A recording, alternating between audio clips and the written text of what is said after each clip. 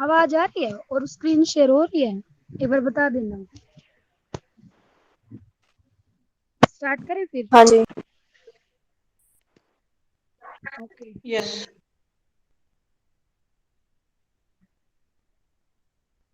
One second.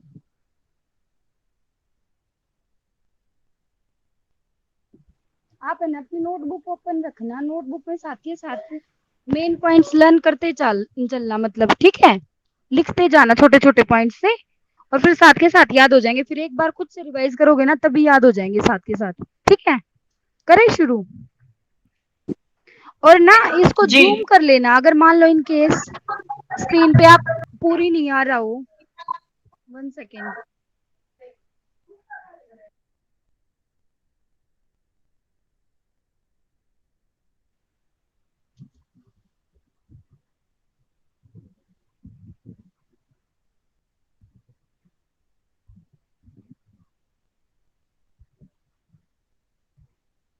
अब ठीक है, एक सेकेंड।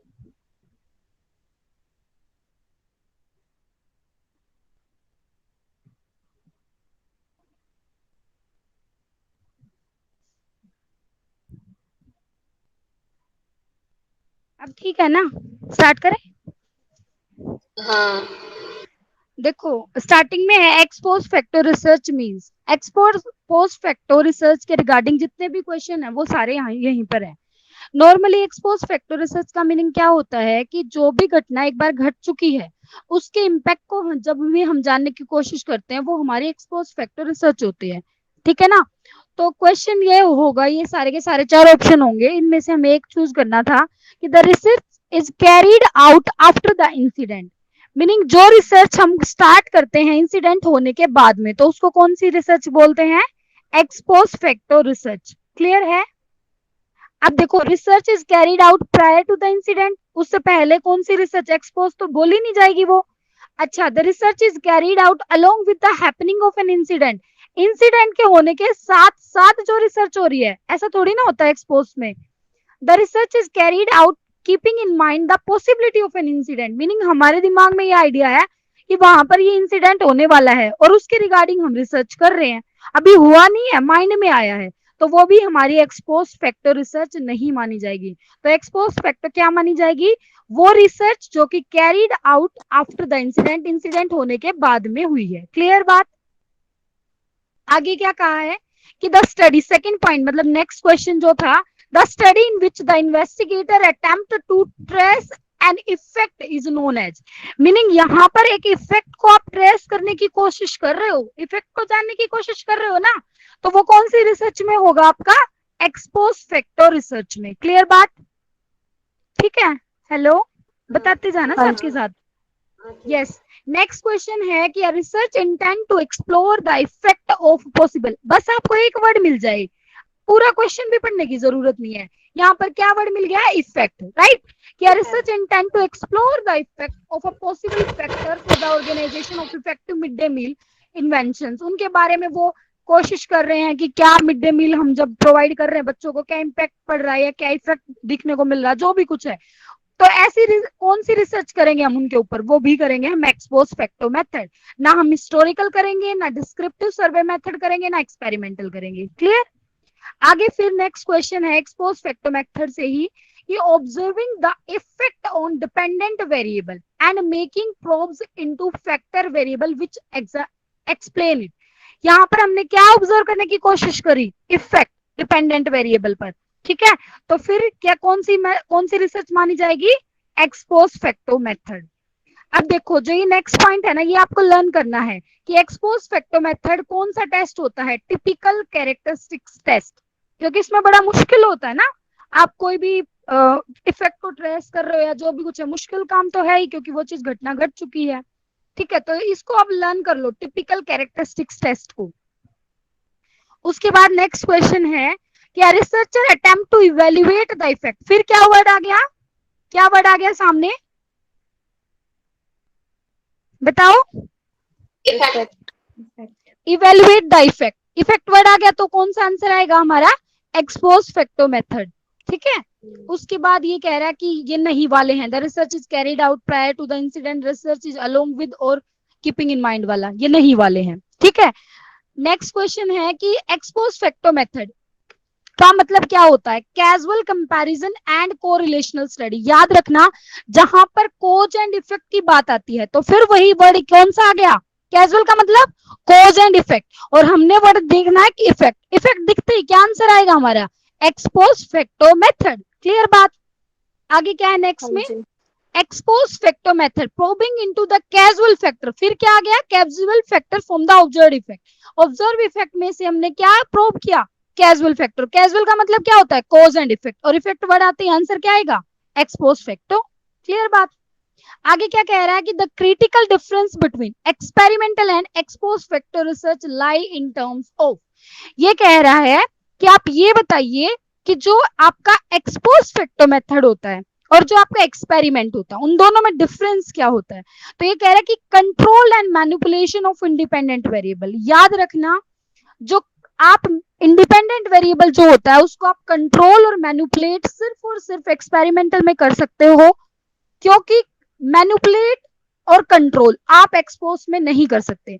अब देखो, आपके सामने कोई एक्सपायर हो गया, ठीक है, उसके बाद उसका पोस्टमार्टम होता है, तो सिर्फ पोस्टमार्टम कर सकते हो ना, ये देख सकते हो कि वो कैसे एक्सपायर हुआ, या हम उसको मैनिपुलेट कर सकते हैं, मतलब कोशिश करेंगे उसको जिंदा कर दे। ऐसा तो नहीं हो सकता ना किसी भी हालात में। तो सिचुएशन जो घट चुकी है, घटना जो घट चुकी है, उसमें हम मैनिपुलेट नहीं कर सकते, ना हम उस पर कंट्रोल कर सकते, और ये चीज पॉसिबल है आपके एक्सपेरिमेंट में। तो इन दोनों में डिफरेंस क्या है कि जो एक्सपेरिमेंटल होता है उसमें कंट्रोल और मैनिपुलेशन किया जा सकता है इंडिपेंडेंट वेरिएबल का। क्लियर बात? अच्छा, अब देखो, अब यहां पर बात आई थी डिफरेंस की। डिफरेंस तो हमें पता चल गया कि कंट्रोल एंड मैनिपुलेशन का है। सिमिलरिटी क्या है? तो जो नहीं थे, जो कांटा लगा हुआ, वो क्या है? इन दोनों में सिमिलरिटी है। सबसे पहली बात, सिलेक्शन ऑफ सैंपल। दोनों में होगा, एक्सपेरिमेंट में भी आप सैंपल सेलेक्ट करोगे और एक्सपोज में भी करोगे, करोगे ना? हेलो? हाँ करेंगे। हाँ हाँ। उसके बाद क्या कह रहा है? Causal connection between two variable. Cause और इफेक्ट वाला कनेक्शन तो है ही, क्योंकि आप एक्सपेरिमेंट में भी एक तरीके से देखोगे ना कि कंट्रोल जो हमारा ग्रुप है और एक्सपेरिमेंटल ग्रुप, कंट्रोल ग्रुप और एक्सपेरिमेंटल ग्रुप में क्या डिफरेंस है, तो थोड़ा रिलेट करके तो देखोगे। उसके बाद यूज ऑफ रिसर्च टूल्स। आप रिसर्च टूल्स का भी दोनों में इस्तेमाल करोगे, लेकिन कंट्रोल और मैनिपुलेशन सबसे इंपॉर्टेंट डिफरेंस है कि वो आप एक्सपेरिमेंट में कर सकते हो, लेकिन जो मैनिपुलेशन वर्ड है ना, वो सिर्फ और सिर्फ बना ही एक्सपेरिमेंट के लिए है, ठीक है। तो वो आप एक्सपेरिमेंटल के लिए कर सकते हो, एक्सपोज में उसका कोई भी काम नहीं है। क्लियर बात? यहां तक समझ आया? हाँ जी। ना समझ में है ना, साथ के साथ हाँ पूछ जी, लेना। हाँ जी, आ गए। नेक्स्ट क्वेश्चन है when the independent variable is explore rather than manipulated. देखो समझो, क्या बोला इसने? इंडिपेंडेंट वेरिएबल को आप एक्सप्लोर कर रहे हो, किसकी बजाय? मैनिपुलेट करने की बजाय। अगर यहाँ पर मैनिपुलेट करते तो आंसर क्या आता आपका? Experimental method. क्लियर बात? बट यहाँ पर इन्होंने क्या बोला? Rather than manipulate to observe the effect, और वर्ड आ गया इफेक्ट, तो आंसर क्या आएगा हमारा? Expose factor. क्लियर बात? उसके बाद क्या कर, देखो कितने क्वेश्चन आ रखे थे एक्सपोज से, क्या पता अब की बार भी आ जाए। नेक्स्ट क्वेश्चन क्या कह रहा है कि a teacher intend to establish the relationship between educational status of parents and the scholastic achievement of pupils. बच्चों का पेरेंट्स के बारे में बात हो रही है। Which of the following method of research will be considered appropriate for this study. Meaning इस स्टडी के लिए जो रिलेशनशिप, जो भी हम एजुकेशनल स्टेटस पेरेंट्स का क्या है और उनका बच्चों पर क्या प्रभाव पड़ रहा है, फिर वही हम इफेक्ट की बात कर रहे हैं ना, तो वो कौन सा आंसर आएगा हमारा? Expose factor method. इसमें फिलोसफिकल, हिस्टोरिकल, एक्सपेरिमेंटल ये हम नहीं कहेंगे, ठीक है। पहली प्रेफरेंस हम इफेक्ट को किसको देंगे? एक्सपोज फैक्टर को। उसके बाद क्या कह रहा है कि university teacher plan to study the performance of a student in implementing specific project in terms of their creativity level. Creativity level के अकॉर्डिंग टू एक यूनिवर्सिटी टीचर प्लान कर रहा है कि to the study of performance of the student implementing specific project, कि मैं उनके level के अकॉर्डिंग टू ये स्पेसिफिक प्रोजेक्ट उन बच्चों को दूं। मीनिंग वो पूरी चीज जांच पड़ताल करके ही तो वो, मतलब पूरा कोज इफेक्ट वगैरह देख के, और तभी वो डिसाइड किया ना उसने कि उसकी परफॉर्मेंस के अकॉर्डिंग टू मैं ये पर्टिकुलर प्रोजेक्ट इन स्टूडेंट्स को दूंगा। तो वो भी हमारा कौन सा मेथड होगा? Expose factor method. उसके बाद ये कह रहा है In which research method manipulation of independent variable and control of extraneous variable are neither possible nor desirable? तो आंसर क्या आएगा बताना? Ex post facto. यस, क्योंकि इसमें क्या है, वही बात है कि Neither मैनिपुलेट possible. कहाँ पे नहीं कर सकते आप, एक्सपोस्ट में, ठीक है। उसके बाद फिर यूनिवर्सिटी टीचर का example, a university teacher want to study the relationship between socio economic status and achievement motivation of graduates enrol for computer science. फिर इसने उधर से सोशियो इकोनॉमिक स्टेटस का कंप्यूटर साइंस के साथ कोरिलेट किया, तो कॉज एंड इफेक्ट देखा ही होगा, तो आंसर को क्या आएगा, एक्स पोस्ट फैक्टो मेथड। ठीक है, एक लास्ट क्वेश्चन और रह गया, 1 सेकेंड, ये दिखाई नहीं दे रहा होगा आपको। In which research design the independent variable is selected rather than manipulated? बताओ, मैनिपुलेटेड नहीं कर रहे हो, एक्सपेरिमेंटल नहीं आएगा, तो आंसर क्या आएगा आपका, एक्सपोज फैक्टो। तो यही थे हमारे एक्सपोज फैक्टो के क्वेश्चन, जितने भी पेपर में आ रखे थे 2004 से लेकर अब तक। क्लियर बात समझ में आई? एक ही बात है ना, घुमा फिरा के क्या इफेक्ट जानने की कोशिश कर रहे हैं, है ना। तो अब है ना, इसमें कीवर्ड लिख लो अपने नोटबुक में, फटाफट लिख लोगे अपनी नोटबुक में, अपने आप लिख लोगे ना कि सारों में कि एक वर्ड ही बार बार रिपीट हो रहा है, वो लिख लो, ठीक है। साथ के साथ लिख इंसिडेंट लिए, के बाद में कोज एंड इफेक्ट, क्या कह रहे हो? साथ के साथ नोट डाउन कर लिए जब आप करवा रहे थे। हाँ फिर ठीक है, अच्छी बात है। 1 सेकेंड, नेक्स्ट पॉइंट निकाल रही हूँ तुम्हें। सबको समझ में आ रहा है या नहीं आ रहा? आ रहा है। हेलो, हाँ हाँ।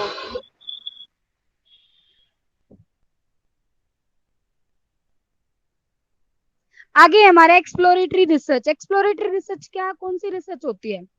एक्सप्लोरेटरी रिसर्च वो रिसर्च होती है जहां पर अभी आपको एक्सप्लोर करना है, ठीक है, अभी आपको एक्सप्लोर करना है, अभी आपको प्रॉब्लम का ही नहीं पता, राइट, तो उसको हम बोलते हैं एक्सप्लोरेटरी रिसर्च। तो पेपर में क्वेश्चन एक ही आया हुआ था एक्सप्लोरेटरी रिसर्च के रिगार्डिंग, कि exploratory research describe the initial research into a hypothetical और थ्योरेटिकल आइडिया। मीनिंग अभी आपके दिमाग में एक सिर्फ आइडिया आया है, उसके रिगार्डिंग अभी आपको कुछ भी नहीं पता, अभी आपको सब कुछ एक्सप्लोर करना है, तो उसको हम कौन सी रिसर्च कहेंगे, एक्सप्लोरेटरी रिसर्च। क्लियर बात?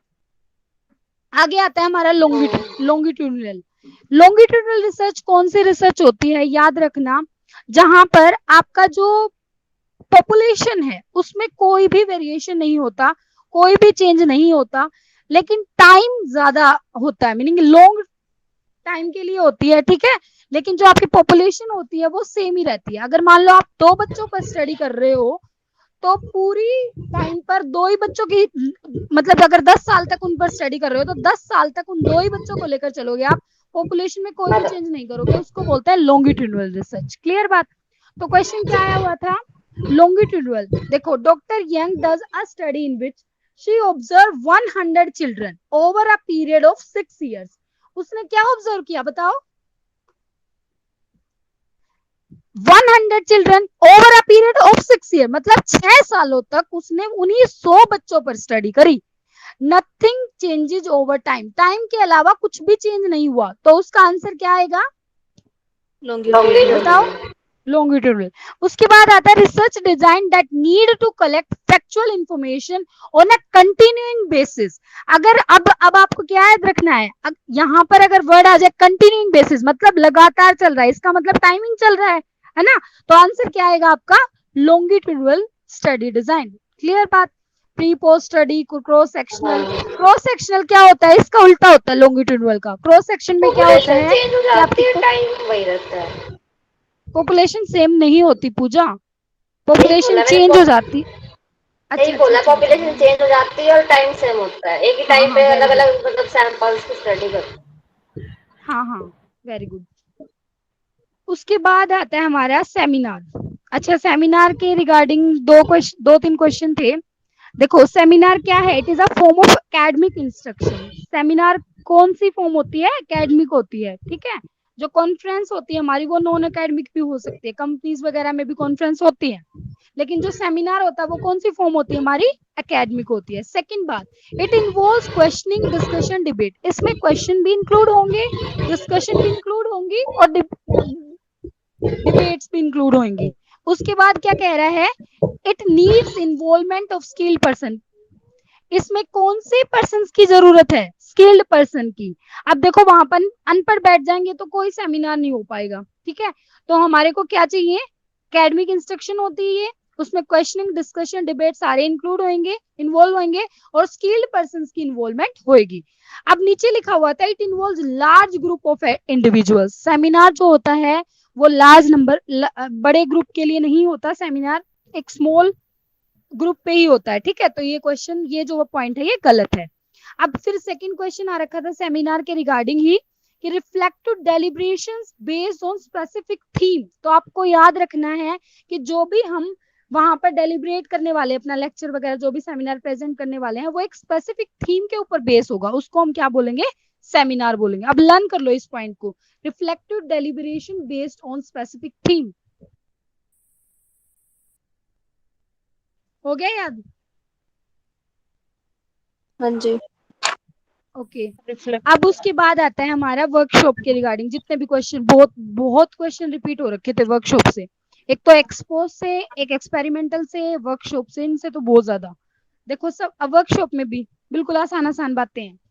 वर्कशॉप क्या होती है, देखो workshop is likely to be held as a part of a seminar or conference and provide an opportunity to learn practical application. Pooja आप म्यूट करो, पूजा म्यूट करो फोन को।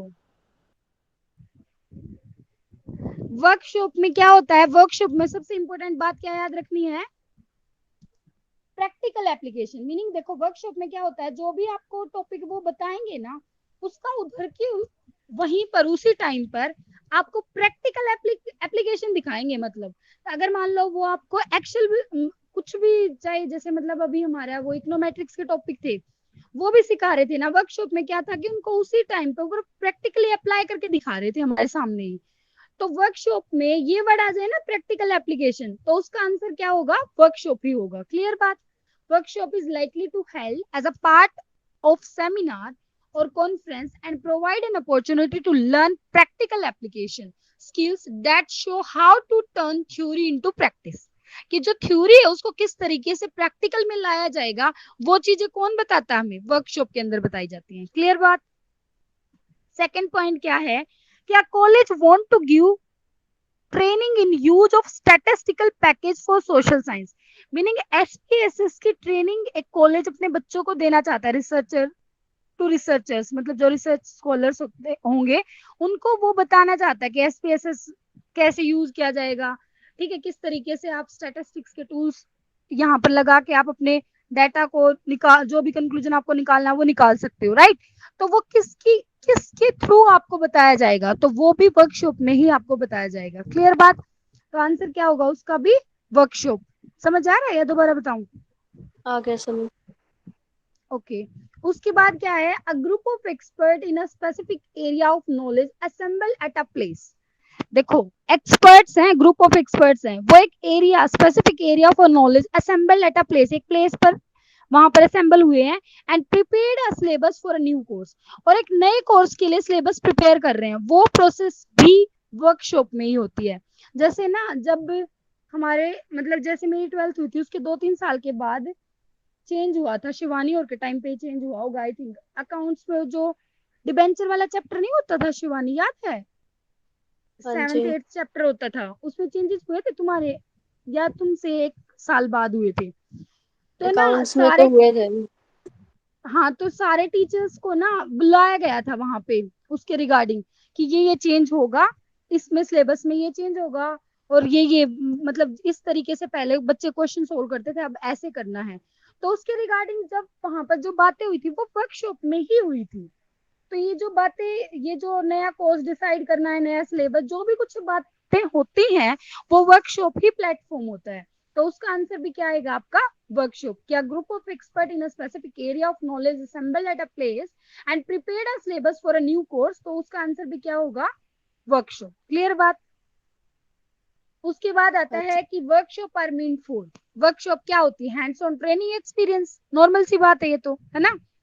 उसके बाद क्या कह रहा है नेक्स्ट क्वेश्चन, क्या brief intensive course for a small group emphasising the development of a skill of technique for solving a specific problem. तो इसका आंसर भी वर्कशॉप ही आएगा, ये आंसर नहीं आएंगे। मतलब ये था कि वर्कशॉप जो है उसमें क्या आता है, ये जो चार ऑप्शन है ना, समझ रहे हो ये वाले। है तो इसमें स्पेसिफिक प्रॉब्लम, वर्कशॉप एक पर्टिकुलर हाँ ये टॉपिक के तो ऊपर ही है, तो होती है स्पेसिफिक प्रॉब्लम। मैं ये बोल रही हूँ कि ये जो नीचे वाले तीन है ये वर्कशॉप के पार्ट नहीं है, और जो ये ऊपर वाला है सिर्फ यही वर्कशॉप का पार्ट है। क्या, a brief intensive course for a small group emphasising the development of a skill of technique for solving a specific problem. एक स्पेसिफिक प्रॉब्लम को सोल्व करने के लिए वहां पर जो भी एक स्टडी करी गई या जो भी, वो वर्कशॉप नहीं होती है। लेकिन a conference for discussion on a topic, conference तो अलग चीज होगी। A meeting for discussion on a topic, एक टॉपिक पर डिस्कशन करने के लिए जो मीटिंग होगी वो भी वर्कशॉप नहीं है। A class at a college or a university in which a teacher and a student discuss a topic, उसको थोड़ी ना वर्कशॉप बोलेंगे। तो वर्कशॉप किसको बोलेंगे, a brief intensive course for a small group emphasizing the development of a skill of a technique for solving a specific problem। आगे क्या कह रहा है कि when academicians are called to deliver lecture or presentation to an audience on a certain topic or a set of topic of educational nature is called workshop। अब आप ये बोल रहे हो एजुकेशनल नेचर का, तो यहाँ पर सेमिनार वर्ड आंसर आना चाहिए था ना। हेलो, सेमिनार में तो हेलो। हाँ हाँ, सेमिनार में क्या शिवानी बोलो। मतलब दोनों तरफ से डिबेट वगैरह इस टाइप से हो गया ना। हाँ, और इसमें तो यहाँ पर सिर्फ क्या है, यहाँ पर लेक्चर स्पेशली डिलीवर बुलाए हो गए हैं when an academicians are called to deliver lecture और presentation to an audience presentation on certain topic, ठीक सर्टेन है। और टॉपिक, आ तो गया स्पेसिफिक प्रॉब्लम हाँ। या सर्टेन टॉपिक। हाँ, सर्टेन टॉपिक और set of topic of educational nature, specially मतलब जैसे अभी सारे प्रैक्टिकल चीजें थोड़ी ना बताने के लिए हमारे, जैसे जब हमारी वर्कशॉप हुई थी उसमें सारे प्रैक्टिकल थोड़ी ना था, कुछ तो स्पेसिफिक प्रेजेंटेशन भी थी कि वो स्पेशली टीचर बुलाए ही इसलिए गए थे कि ये टॉपिक हमें समझा दिया जाए, ठीक है। तो वो भी हमारे किस में आएगा, वर्कशॉप में ही आएगा। उसके बाद आता है दी वर्कशॉप में, अगर हाँ जी, हाँ पूजा बोलो। उसका प्रिया को एंटर कर मैसेज दो। मैसेज आया हुआ है एंटर करने के लिए। 1 सेकेंड कर रही हूँ। आस्क टू ज्वाइन कर रखा है उसने। ज्वाइन हो गई ना प्रिया। हेलो, अभी मैंने क्या किया, प्रिया ज्वाइन है। अभी नहीं आई है। अभी मैंने ज्वाइन तो किया है किसी को। ज्वाइन हो रहा है जल, शायद उसका। जल्दी बोलो, ये रिकॉर्डिंग चली हुई है, जल्दी बोलो। नहीं, आपने तो एडमिट कर दिया, आप तो आगे करा दो।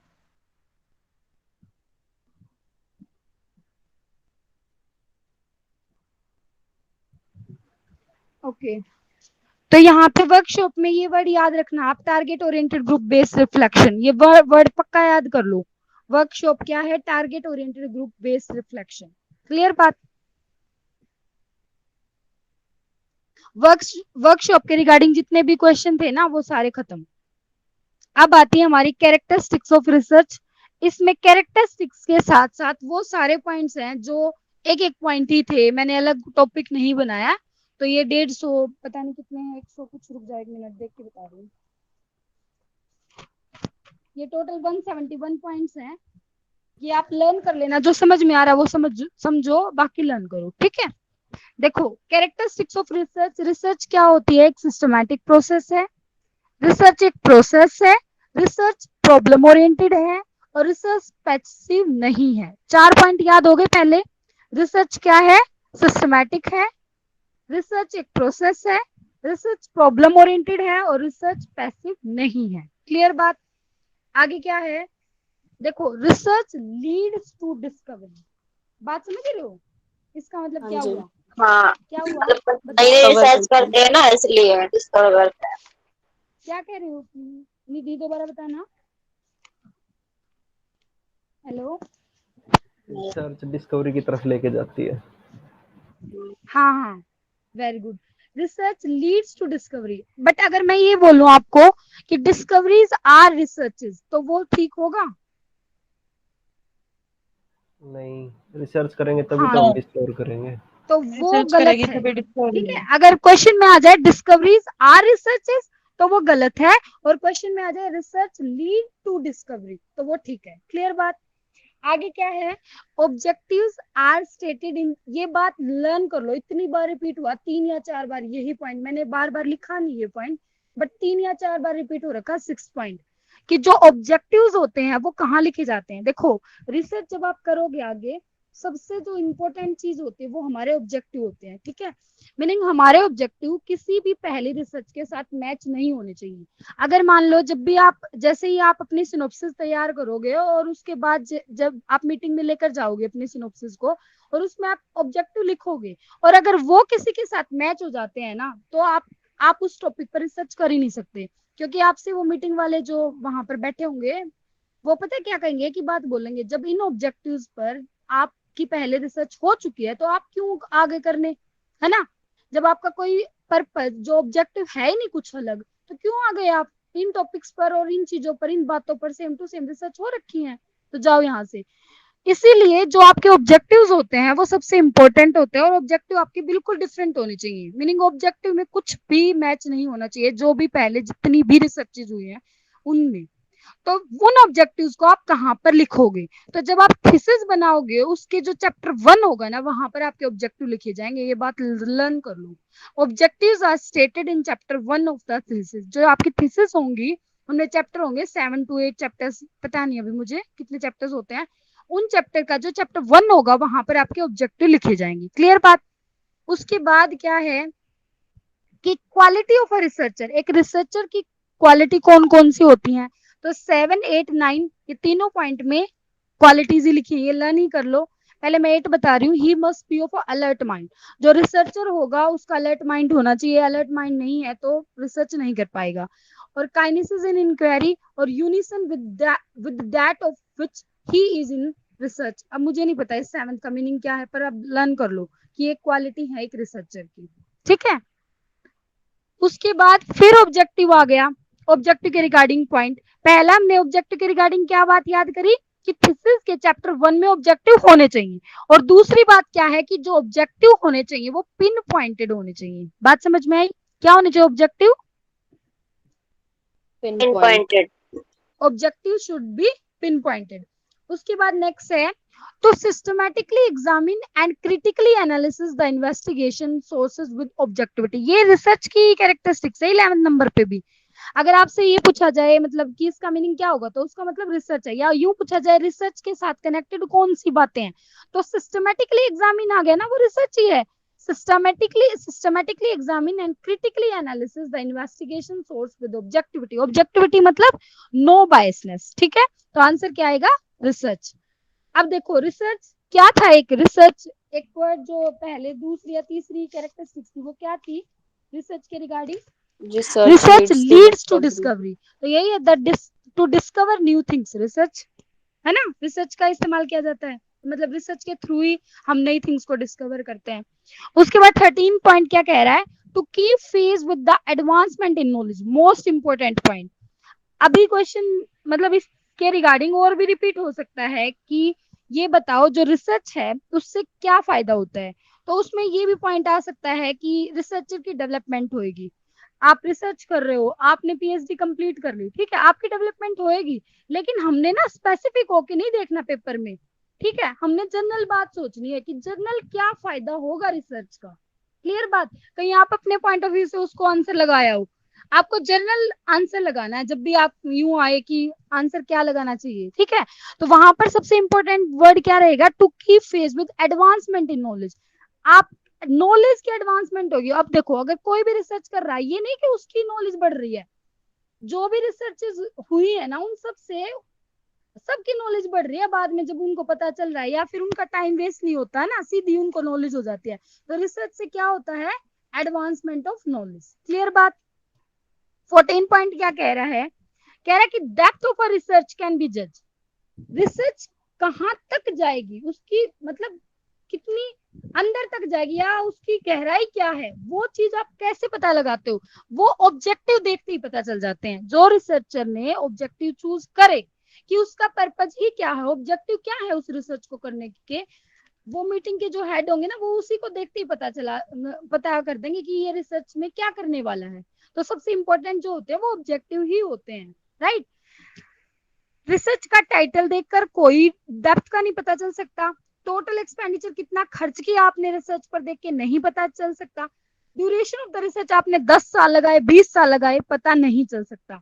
अगर डेप्थ जाननी है रिसर्च की तो वो किससे पता चलेगा, बताना। Objective of the research. Yes. उसके बाद है हमारा 15 point, research can be conducted by a person who, वही बात। अभी इसमें देखो 4 थे, ऊपर भी था ना कि उसमें क्या होनी चाहिए, अलर्ट माइंड होना चाहिए। तो इसका भी आंसर क्या आएगा, possess thinking and reasoning ability. जिसकी थिंकिंग और रीजनिंग एबिलिटी होगी वही रिसर्च अच्छी कर सकता है, अदरवाइज नहीं। Meaning has a study research methodology, research methodology पढ़ लिया आपने, राइट, तो आप रिसर्च कर दोगे। उसमें तो वैसे था, थ्योरेटिकल था, करना ही तो आपने प्रैक्टिकल है ना। Hold a post graduate degree, आपके पास पीजी की डिग्री, आप रिसर्च कर दोगे। हैज अ हार्ड वर्क, आप हार्ड वर्क करो, रिसर्च कर दोगे। तो आंसर आएगा possess thinking and reasoning ability, जिसकी होगी वही रिसर्च कर पाएगा।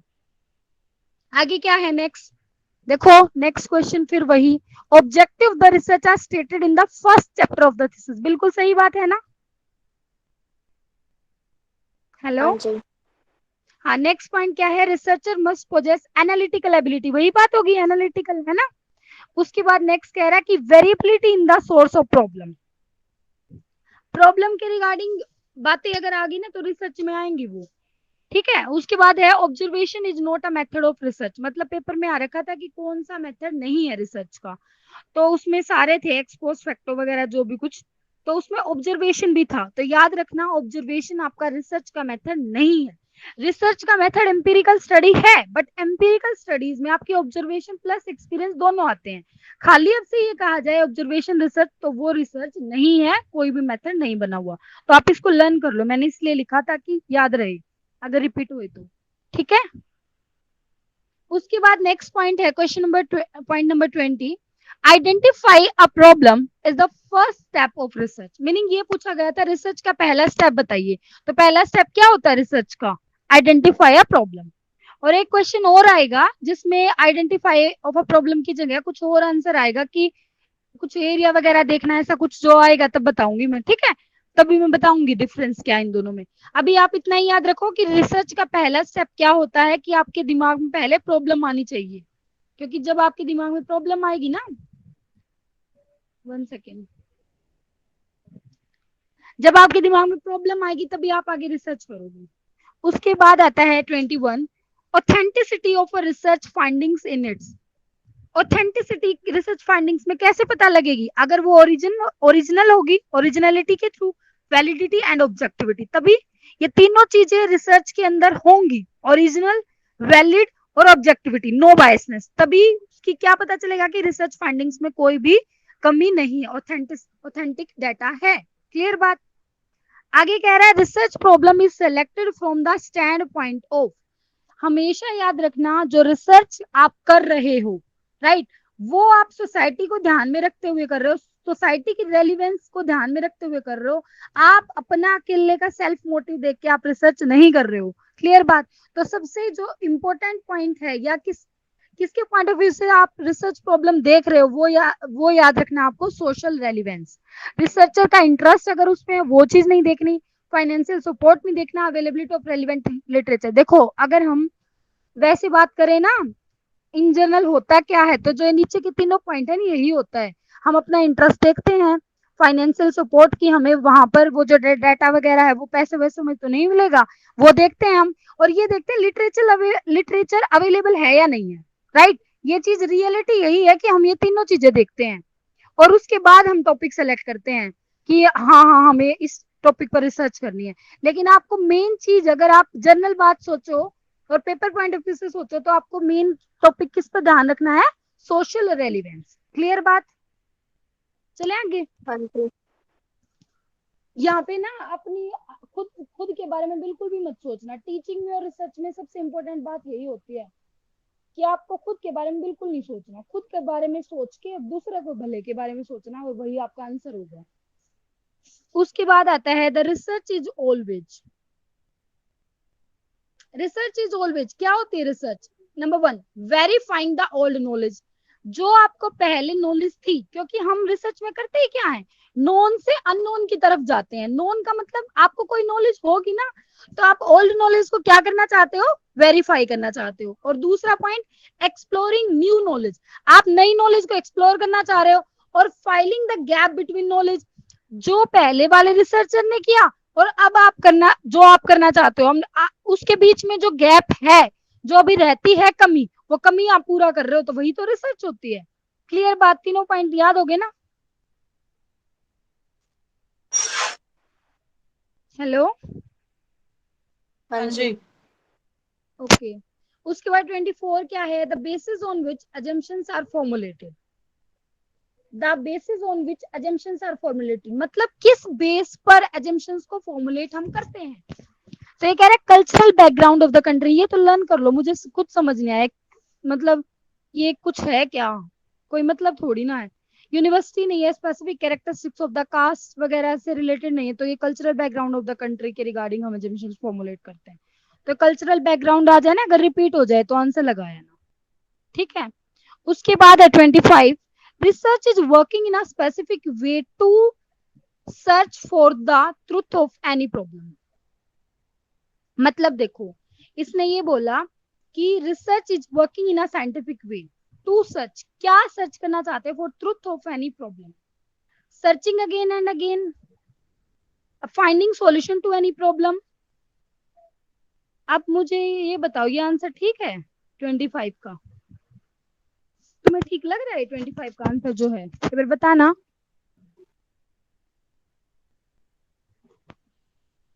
देखो अगर है साइंटिफिक ना, वे आ गया तो ठीक हो भी सकता है, नहीं क्योंकि साइंटिफिक। साइंटिफिक वे आ गई तो बात सही है, पर ये तो नहीं पता ना कि क्वेश्चन आंसर स्टार्ट कहाँ से हुआ था।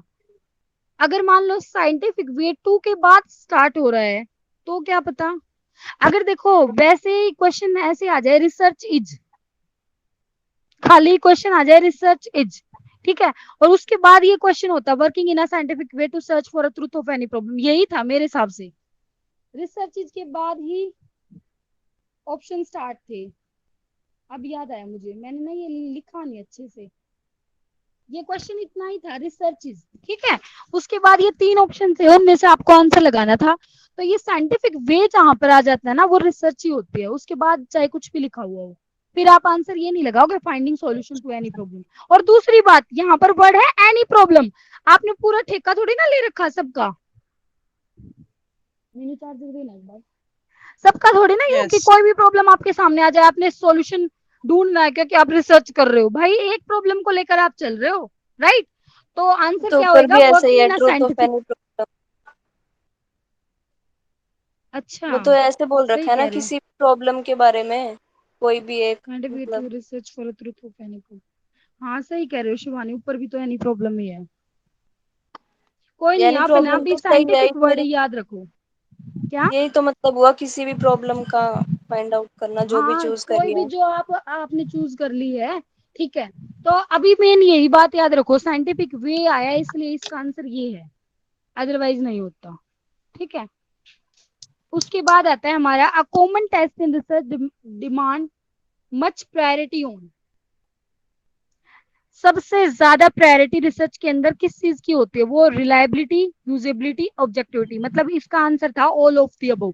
अब हमारे सामने ना 2 पॉइंट, अब मान लो जो यूजेबिलिटी है, हो सकता है ये यूजेबिलिटी हमारे को ना समझ में आए कि आंसर होना चाहिए या नहीं होना चाहिए, बट आप ये चीज याद रखो कि आपके 2 पॉइंट हैं, रिलायबिलिटी और ऑब्जेक्टिविटी, राइट। तो ऑल ऑफ द अबव तो आंसर आएगा ही आएगा, तो यहाँ पर हाँ यूजेबिलिटी भी जी। आंसर आ जाएगा, इसीलिए अब याद कर लो इसको, रिलायबिलिटी, यूजेबिलिटी और ऑब्जेक्टिविटी। क्लियर? आगे चले। यस। हाँ जी।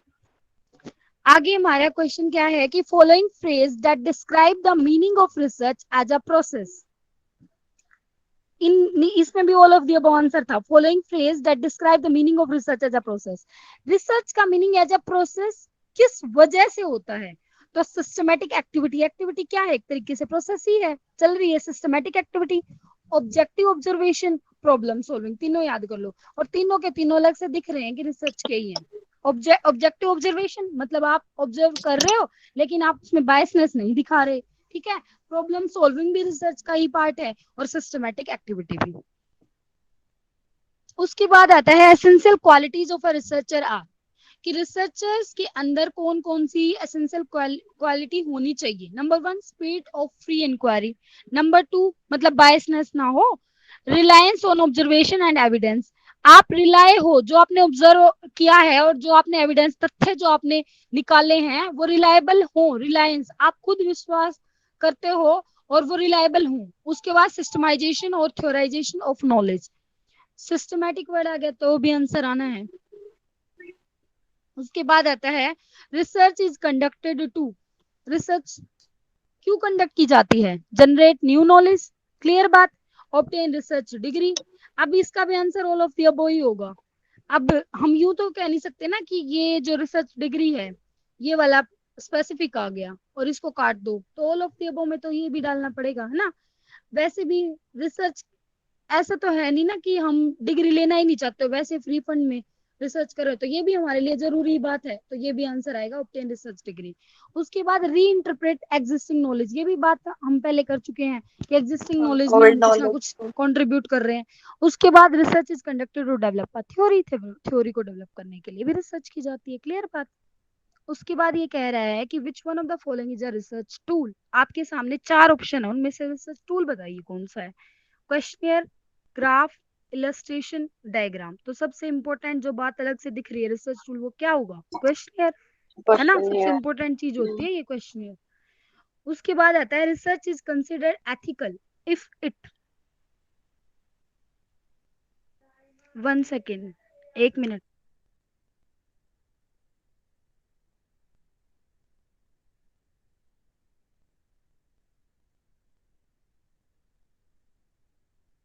हेलो हेलो, हाँ आवाज आ रही है। हाँ दे, हाँ अरे one one okay okay 1 second, वो डिस्टर्ब हो गया मैं बीच में, वहां से इन्वर्टर से कनेक्ट करते हैं तो मैं वहां। उसके बाद है हमारा next point, research is considered ethical if it, research को एथिकली हम कंसिडर कब करेंगे, यहाँ पर अब क्वेश्चन ये है, ठीक है। जो अभी ना थोड़ा ज्यादा इंपॉर्टेंट हो गया ये एथिक्स वाला जो पोर्शन, ये पहले 2004 वाला 4 से लेकर 8 तक का था ना, तब भी आते थे ये क्वेश्चन, लेकिन अब ये और भी ज्यादा इंपॉर्टेंट हो गया क्योंकि अब ये दोबारा डाल दिया सिलेबस में, तो इसके रिगार्डिंग जितने भी पॉइंट्स है ना वो आप लर्न कर लेना बिल्कुल। क्या कह रहा है, research is considered ethical if it, number 1 try to prove a particular point, आप ट्राई कर रहे हो एक पर्टिकुलर पॉइंट को प्रूव करने के लिए, does not investigate the data scientifically है, 1 second, is not of a very high standard. ये तो मेरे को गलत लग रहे हैं, है ना। ये दोनों पॉइंट नीचे वाले। हाँ गलत है तो बिल्कुल, does not investigate the data scientifically और इज नॉट अ वेरी तो ये हाई नहीं स्टैंडर्ड। होंगे, कट करना भूल गए होंगे आगे से आप इनको। हाँ आप है ना पर 31 तो पॉइंट 3 नंबर पे ऑप्शन ना होंगे। डाउट डाल लो, आप इस पे डाउट डालो, इस पॉइंट को दोबारा से निकालूंगी मैं, ठीक है। पूरे पे ही आप डाउट डाल लो, कहीं ये फर्स्ट वाला पॉइंट भी नो ही हो, अभी कुछ नहीं, इसको देखते ही नहीं है, डाउट में डालो, राइट। नेक्स्ट देखो, ये फिर रिपीटेड हो गया ना, रिसर्च एथिक्स इंक्लूड, क्या क्या इंक्लूड होगा, ऑनेस्टी, इंटीग्रिटी, ऑब्जेक्टिविटी, तीनों के तीनों बेस्ट पॉइंट है, क्लियर बात, तो आंसर आ जाएगा। उसके बाद आता है हमारा गुड रिसर्च एथिक्स मींस क्या होगा, assigning a particular research problem to one PhD, yes ये इंपॉर्टेंट है। अभी इसके मैंने नोट वाले पॉइंट नहीं डाले, पर नोट वाले में पता है क्या था कि आप सबको शेयर कर दो, ऐसा कुछ था, सारे स्कॉलर्स को थीसिस पकड़ा दो या अपने आइडिया को सबको बता दो, ऐसे ऐसे पॉइंट थे जो सारे नेगेटिव थे, लेकिन जो पॉजिटिव पॉइंट था वो यही था, signing a particular research problem to one PhD research student only, एक प्रॉब्लम, एक रिसर्च प्रॉब्लम आपको एक ही स्कॉलर को देना है, ये नहीं है कि आप सारे स्कॉलर को एक ही प्रॉब्लम दे दोगे तो वो रिसर्च नहीं मानी जाएगी। मीनिंग हर एक स्कॉलर एक ही जैसे मान लो अगर जो टॉपिक पे मैं कर रही हूँ ना, जो भी जिस भी टॉपिक पे मैं रिसर्च करूंगी वो टॉपिक मेरा किसी भी स्टूडेंट किसी भी और स्कॉलर के साथ मैच नहीं होना चाहिए। अगर हो गया तो वहीं पर कांटा लग जाएगा, मीनिंग रिसर्च मानी नहीं जाएगी। ठीक है, तो research ethics means good research ethics का मतलब क्या होता है कि एक पर्टिकुलर रिसर्च प्रॉब्लम आपको असाइन करनी है सिर्फ एक ही पीएचडी या रिसर्च स्टूडेंट को। क्लियर बात, सबको नहीं बताना। उसके बाद क्या है research paper. Research paper is क्या होता है research paper? contain a peer reviewed original research or evaluation of a research conducted by other। ये ना पीयर रिव्यू, ये बहुत ही इंपॉर्टेंट है रिसर्च पेपर के लिए। अगर आपको रिसर्च पेपर के रिगार्डिंग ये वर्ड मिल जाए ना, उसको आंख बंद करके टिक कर देना, पीयर रिव्यू। क्लियर। उसके बाद is the completion of information of a topic, की कंप्लीट इंफॉर्मेशन टॉपिक के बारे में। जनरली ये लगेगा हमें कि रिसर्च पेपर, हाँ, क्योंकि हम भी अगर कोई टॉपिक अगर सर्च करते हैं ना अभी अपने जैसे कोई भी टॉपिक, तो हमें मिल नहीं जाता वो पीडीएफ। वो पीडीएफ कुछ नहीं होता, वो रिसर्च पेपर ही होता है। आपने देखा भी होगा, ध्यान से कभी देखा हो, कोई भी हाँ टॉपिक आप जी। सर्च करते हो और वो निकल कर आता है दिखाता है। पीडीएफ, तो हमें लगता है फ्री का डाटा मिल गया है ना, वो किसी का किसी ना किसी का रिसर्च पेपर ही होता है। तो ये मत सोचना कि कंप्लीट इंफॉर्मेशन है उस टॉपिक के बारे में। ये रिसर्च पेपर का मतलब ये नहीं होता बिल्कुल भी। Contain original research as deemed by the author, कि उसमें ओरिजिनल रिसर्च है और नाम हो गया किसी ऑथर का, उसको भी हम रिसर्च पेपर नहीं बोलते। Can be publish in more than one journal. हमने क्या करा अपनी हवा बनाने के चक्कर में एक ही रिसर्च पेपर को बहुत सारे जर्नल्स में छपवा दिया, तो वो भी गलत बात है। रिसर्च पेपर क्या है? Contains peer review original research और evaluation of research conducted by other. Clear. उसके बाद क्या है रिसर्च एथिक्स के अंदर क्या इंक्लूड होगा? Conducting a review of literature that acknowledge the contribution of other people in the relevant field और रेलिवेंट प्रायर वर्क।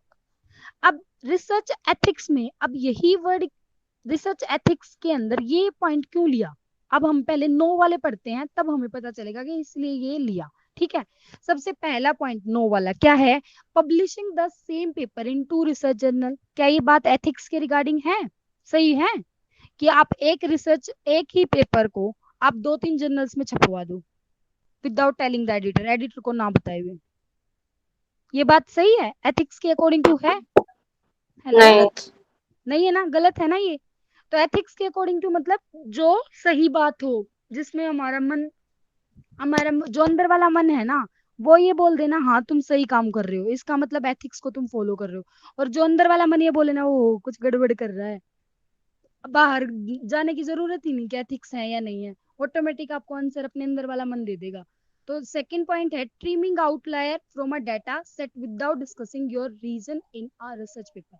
पता आपने क्या करा? आउटलायर जहां पर भी वर्ड आ जाए ना उसका मतलब होता है कि कमी। आउटलायर जो, जब आप रिसर्च की लैंग्वेज में पढ़ोगे ना आगे कोई भी, जैसे मतलब आप आगे डेविएशन वगैरह ये वर्ड नहीं बोलोगे की डेविएशंस आई, आप आगे जाके एक ही वर्ड बोलोगे आउटलायर। आपने क्या करा? उनको ट्रिमिंग कर दिया, आपको पता चल गई कि ये गड़बड़ी हो रही है, उनको ट्रिमिंग कर दी।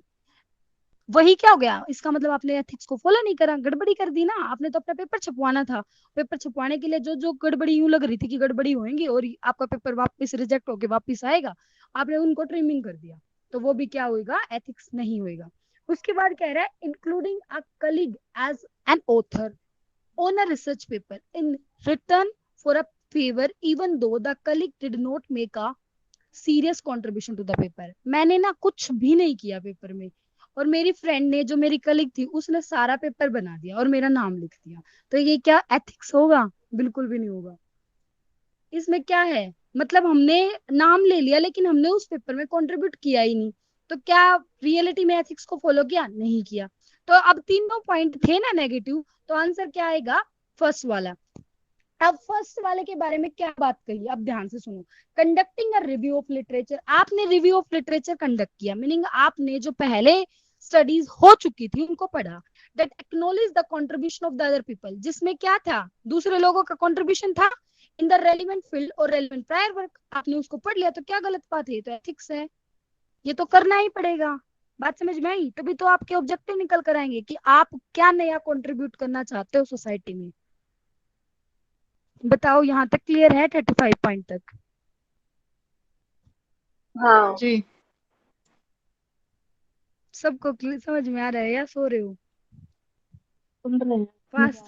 फास्ट होगा आज तो सबका, है ना? नहीं, नहीं, कौन नहीं दी? मैं शिवानी। शिवानी नहीं है? नहीं। ठीक है शिवानी, कोई नहीं। उसके बाद है हमारे 36 point. Qualitative research in India has a long way to go to reach international standard.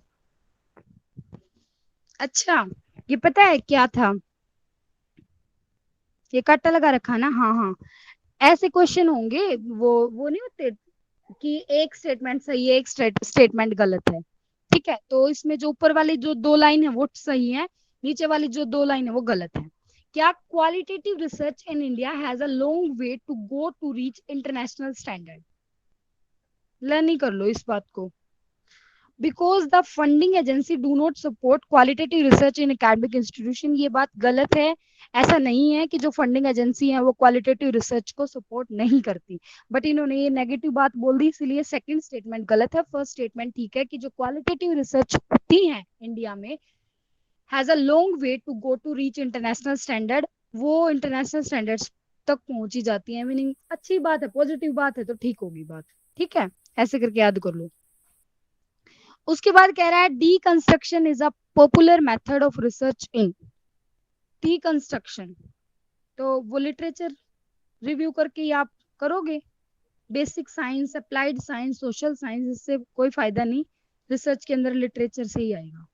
उसके बाद फिर आपकी कैरेक्टरिस्टिक्स आ गई, मतलब कैरेक्टरिस्टिक्स के पॉइंट है ये। Main objective for research, research का मेन ऑब्जेक्टिव क्या होता है? टू डिस्कवर न्यू फैक्ट और to make fresh interpretation of known facts. बिल्कुल आसान बात है ना। अब मेन ऑब्जेक्टिव में ये नहीं आएगा टू रिव्यू द लिटरेचर, वो तो करनी ही पड़ेगी आपको। To summarise what is already known, to get an academic degree, ये चीजें ऑब्जेक्टिव हैं हमारे दिमाग में, है कि हमें डॉक्टरेट डिग्री मिल जाएगी। ठीक है, जो ऑलरेडी नोन उन है उनको हम समराइज करके फिर अननोन की तरफ जाएंगे, लिटरेचर रिव्यू हमें करना पड़ेगा। लेकिन ऑब्जेक्टिव क्या है? ऑब्जेक्टिव तो कुछ अलग चीज होगी ना।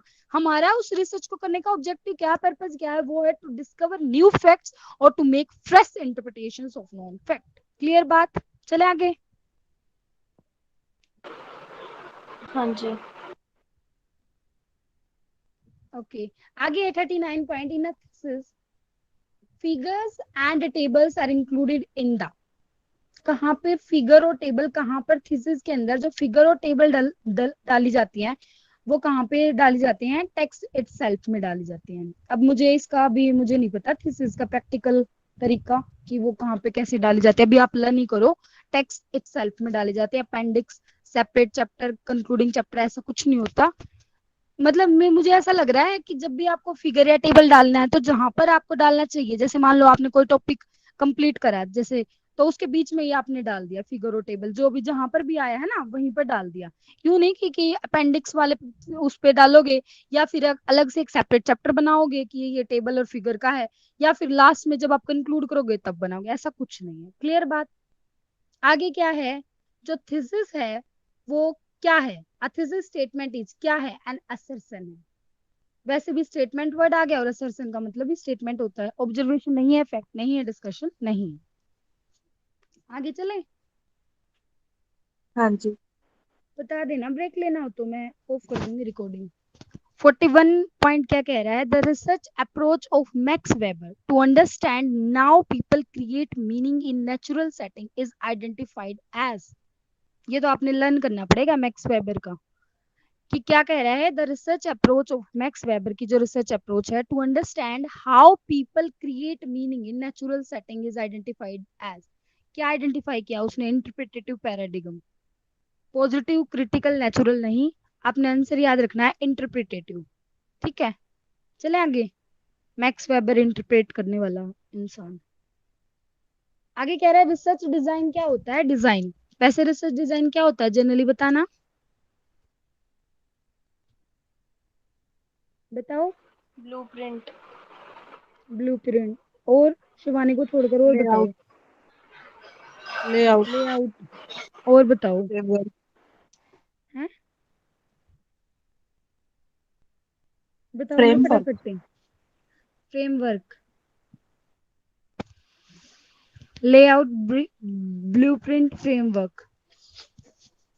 वो फ्रेमवर्क तो प्रिया तुमने यहाँ से देखा है क्या? आप फ्रेमवर्क नहीं नहीं, और पता नहीं, ब्लूप्रिंट तो एक फ्रेमवर्क नहीं तैयार करते ब्लूप्रिंट के फॉर्म में अभी।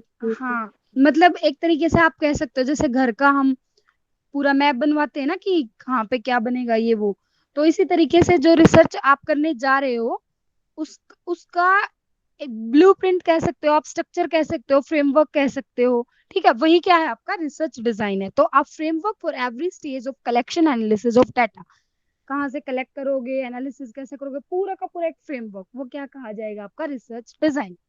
उसके बाद क्या नहीं होता research design, a way of conducting research that is not grounded in theory, the choice between using qualitative और quantitative method, the style in which you present your research findings, example a graph. तो ये तो छोटी मोटी बातें हैं, ये थोड़ी ना हम ये बोल देंगे रिसर्च डिजाइन हो गया। रिसर्च डिजाइन तो एक फ्रेमवर्क ही है। क्लियर बात?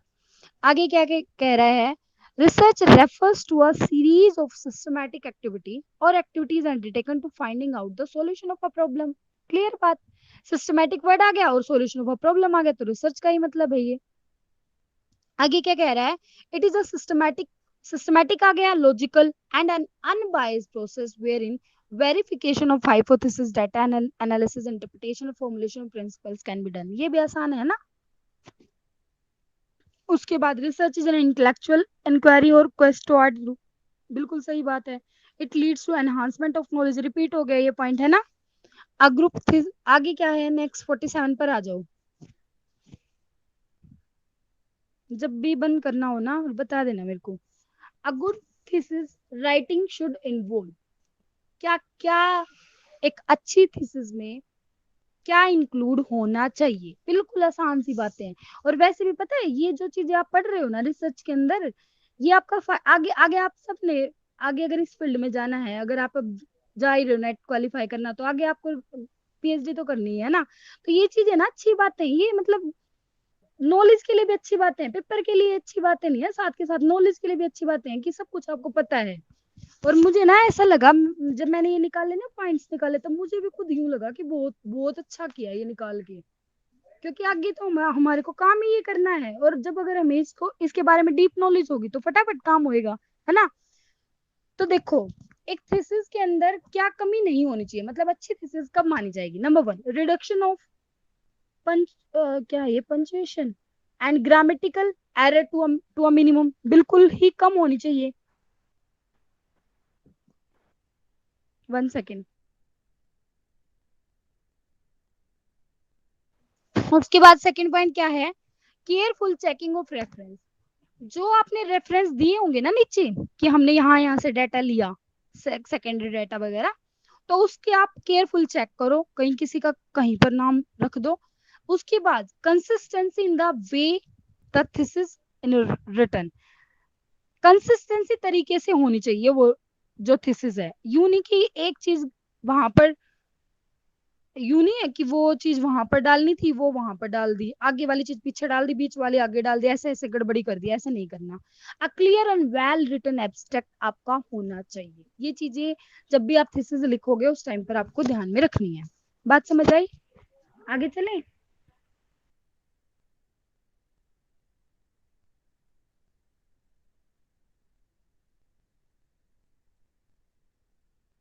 हेलो, हाँ दी। अभी ना ये बीच में मेरे को डिस्टर्ब कर रहे हैं। 48 पॉइंट यहाँ तक समझ में आया, 47 पॉइंट तक।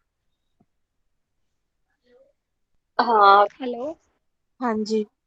आगे देखो 48 point, ethical norm in research involve guidelines for copyright के लिए, patenting policy, data sharing policy, किसके लिए नहीं है। Ethical norms in research do not involve guidelines for thesis format के लिए नहीं है, बाकी सबके लिए है।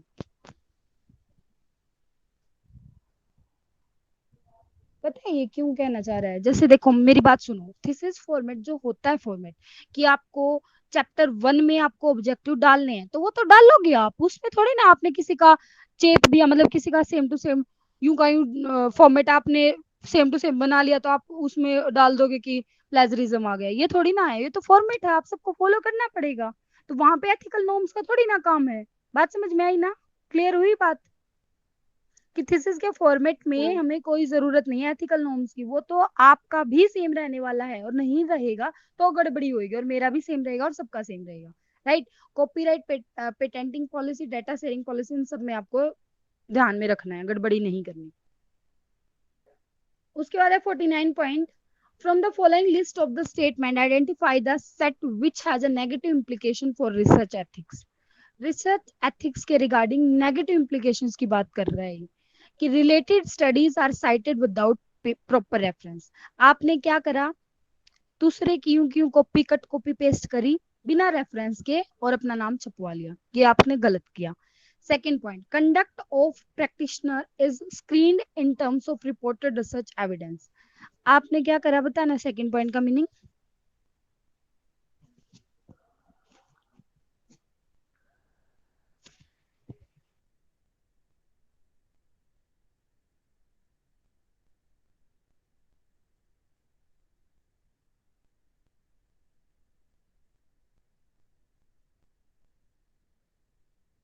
हेलो, सेकेंड पॉइंट बताओ। Conduct of practitioner is screened in terms of reported research evidence। मतलब रिसर्च एविडेंस जो आपने किया है वो रिसर्च एविडेंस के रूप में आपको दिखाने चाहिए, रिपोर्ट करने चाहिए। ये है negative implication for research ethics, negative point बताने हैं उसमें। ये सेकंड पॉइंट क्या नेगेटिव है, मैं मेरे को ये बताओ, सेकंड पॉइंट में Conduct क्या of नेगेटिव दिखाई दे रहा practitioner is screened in terms of reported research evidence. है? या तो ना इसमें all of the above answer था, तीनों के तीनों ना, फोर्थ नंबर पे ऑल ऑफ द अबव मिलेगा। और उसमें ना ये जो थर्ड पॉइंट है ना, ये सही है। Both policy making and policy implementing process are in terms of preliminary studies. आपने दोनों के दोनों प्रिलिमिनरी स्टडीज में से यूं का यूं कर दिया, are regulated in terms of preliminary studies. तो ये भी रिसर्च एथिक्स को नहीं फॉलो करा, और जो फर्स्ट पॉइंट था वो भी आपने रिसर्च एथिक्स को फॉलो नहीं करा। ठीक है, तो 2 पॉइंट हो गए, तो थर्ड भी ऑल ऑफ दी अबव होगा, तो आंसर आएगा ही। बाकी अगर किसी से याद होता हो तो याद कर लो, मुझे तो इसका मीनिंग समझ नहीं आया। Conduct of practitioner is screened in terms of reported research evidence. अगर किसी को पता हो तो बता दो, अदरवाइज फिर इसको लर्न कर लो। पता ठीक है? है। हेलो, हाँ ना तो बता नहीं तो दो। ये कहना चाह रहा है कि जो भी आप कंडक्ट कर रहे हो अपने रिसर्च के अंदर वो सारा का सारा रिसर्च एविडेंस के बेस पे आप रिपोर्ट करो। बट रिपोर्ट करना तो गलत बात होती है, इसलिए नेगेटिव है। क्या सारी रिपोर्ट की करना सारी गलत चीजें बात होती बताना, है? मतलब सारे के सारे आइडियाज रिसर्च में सारे के सारे एक दूसरे के साथ शेयर करना। नहीं, मुझे समझ नहीं आया क्या है। कोई नहीं, या तो इस पॉइंट को डाल लो, अगर समझ में आए तो बाद में सर्च वगैरह कर लेना। जो 50 है ना, उसके रिगार्डिंग रोंग विद क्या है? A researcher critically look at a findings of another research. Research findings are made for the basis for policy making. A research study is replicated with a view to verify the evidence from other research. दरवाजा बंद करके। A research study is replicated with a view to verify evidence from other research. यहाँ से देखो, a research study is replicated with a, hello,